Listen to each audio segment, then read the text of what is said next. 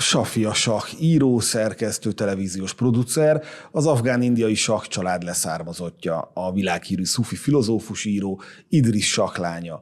Safia az édesapja által összegyűjtött történetekből válogatva gyermekek számára átírt, kiadott, és világszerte ingyen forgalmazott közel egy tucatnyi könyvet.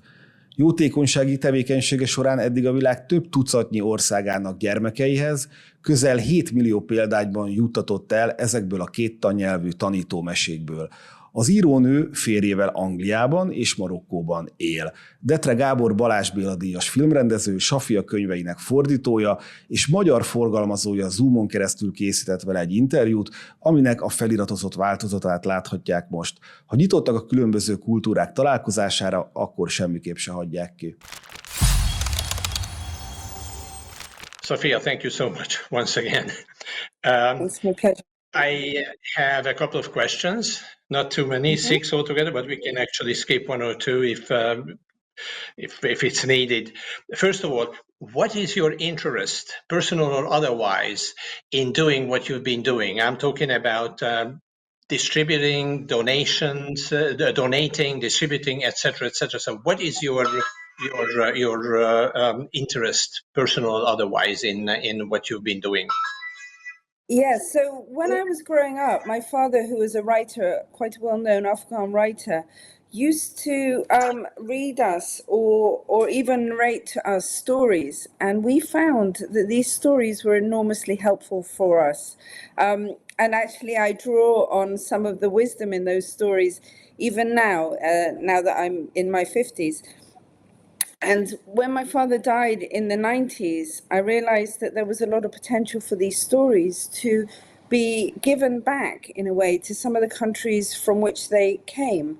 And I've just found it absolutely inspiring how many countries have really enjoyed reading and hearing these stories. What is the philosophy? How would you summarize that? What is the philosophy, the mentality behind these writings? What makes them so relevant even today? And even in countries that are both culturally and geographically are so far away from where these stories were actually born? So the absolute beauty of these stories is they come from traditions where stories used to be used to impart wisdom or to teach.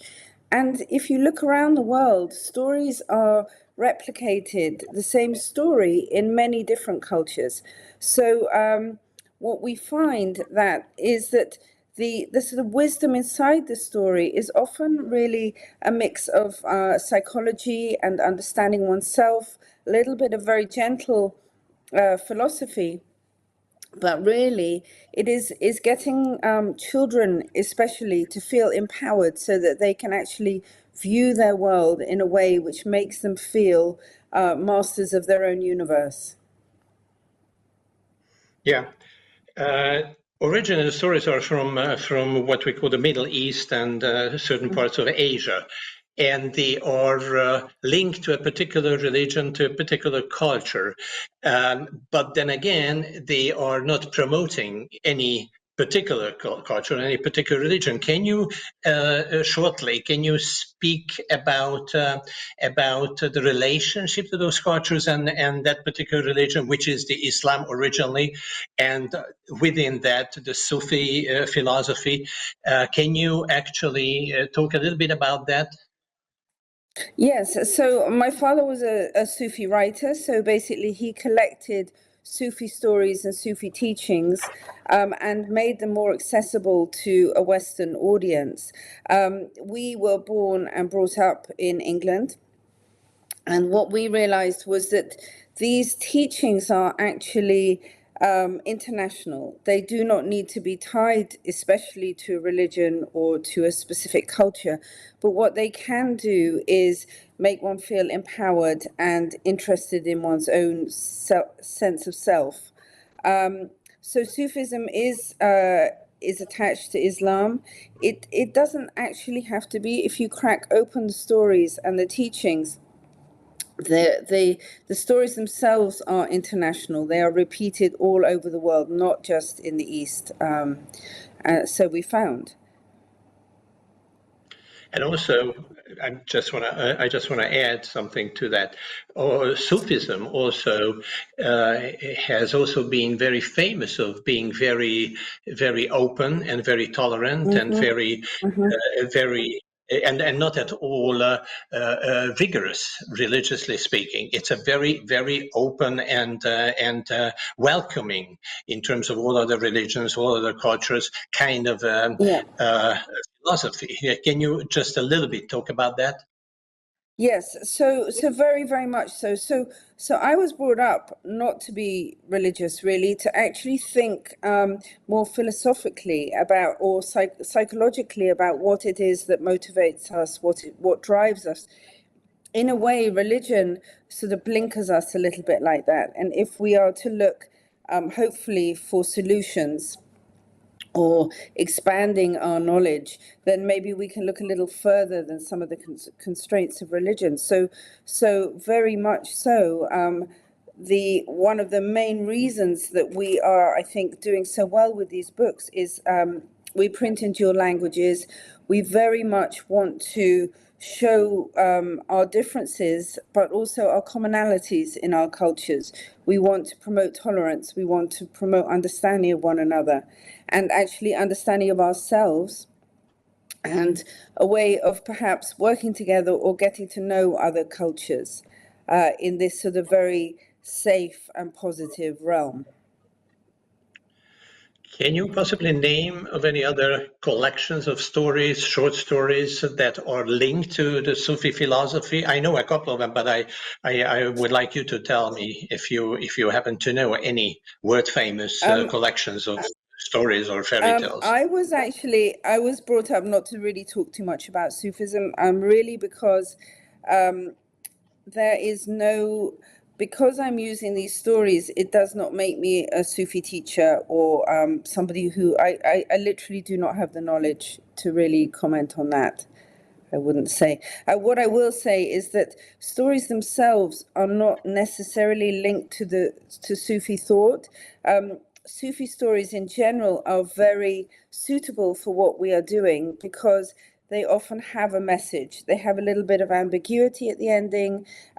And ambiguity promotes debate, thought, reasoning, problem solving, all of which are extremely useful tools for both children and adults to have. If you look at the old discipline of storytelling, whether it was even Grimm's or Aesop's, stories used to be used in a more complex way than they are being used now. So they are not Disney, they are not necessarily even happy ending, they are often quite ambiguous endings. And that actually promotes thought. The brain very much likes to solve a puzzle. And so when we are not handed an answer instantly, our brains get working, and when they work, we come up with ideas and problem solving that we wouldn't necessarily have come up with otherwise. Absolutely. Am I right in thinking that, for instance, Nasreddin Hoxha can be named as one of a Sufi wise man, and his stories are worldwide very Yes. experienced. No, Nasreddin Hoxha, and of course your father has collected a lot of Nasreddin Hoxha stories. So if you can talk a little bit about that. Yes, the beauty of Nasreddin, and actually it's very interesting because I've traveled fairly extensively in the Middle East, and I've also lived in Morocco, which is a North African country, but is a Muslim country. What you find quite often is the stories of Nasreddin are woven into everyday culture, and one of the real beauties of the way the stories of Nasreddin are used is that they are used as shortcuts for understanding. For example, in my family, we will say something like, it is the soup of the soup. And that comes from a Nasreddin story. Just by a shortcut, we can communicate with those around us that we understand what it is the soup of a soup means. It won't mean much to most people. But Nasreddin is a very interesting character in that he is not only a wise man, but he is portrayed as a fool. So he's often called a wise fool. And I think what that does is that builds a bridge. Too often in our societies, we are trying to be experts, or we are trying to put ourselves up on a pedestal, or we are trying to self-promote. But if we actually think about our foolishness as well as our wisdom, then we can maybe get somewhere. And Nasruddin, the wise fool, is a very good example of that. Exactly. And the exact same mentality seems to be all over these fairy tales that you've been distributing all over the world, including Hungary. Yes, and so what I found that's so interesting, sorry to interrupt, is that these stories, as you know, they've traveled to Hungary, they've traveled to all other countries as well, and we are getting a lot of really, really positive feedback that children and adults are connecting with them. So whether it's in Colombia or Nicaragua or Mexico or, you know, Hungary or Germany, people are embracing them, which is really lovely to see. Do you know at all how many countries, in how many languages have you been distributing books in? So I did Books a bit of a for? count up because I thought you might ask me that. So since the mid-90s, we've distributed nearly 7 million books. And when I say distributed, we mostly, in 9 times out of 10 or more, we donate these books. We don't charge money for them. So, and as I said, we tend to print and distribute in dual languages. So I did a little bit of a count up. I think we're in 20 languages and we have almost 400 language combinations. So you'll see that's a lot of bridge building. We are really trying to reach out between cultures that might often not get on. And we're finding it's a very, very positive step forward. Excellent. Actually, the feedback is very positive in Hungary as well. And as I told you, and in fact, I did send you a letter, I believe, a couple of days ago, telling you that all 9,000 books have been distributed. So they all Wonderful. have been, they all Wow. are out right now in Hungary.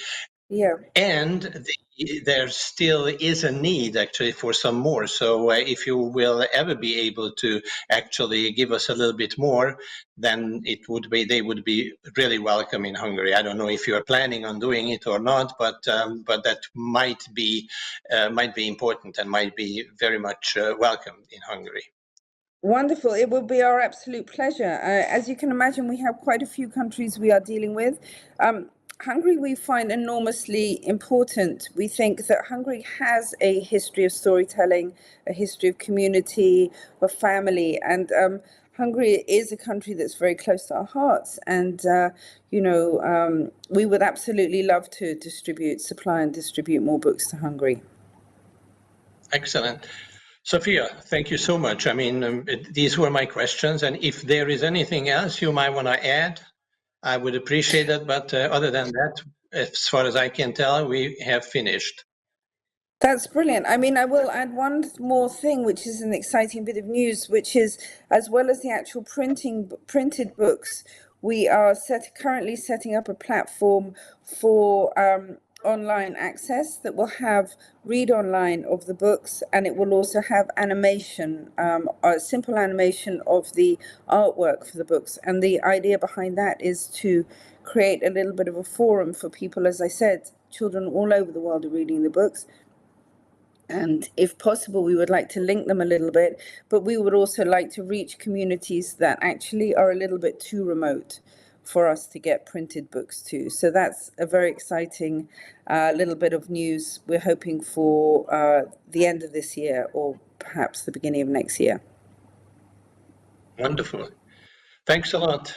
And thanks for your time. My pleasure. And especially thanks for all the efforts behind all these incredible successes. And thanks for all the books, actually, we received from you and we have distributed already in Hungary.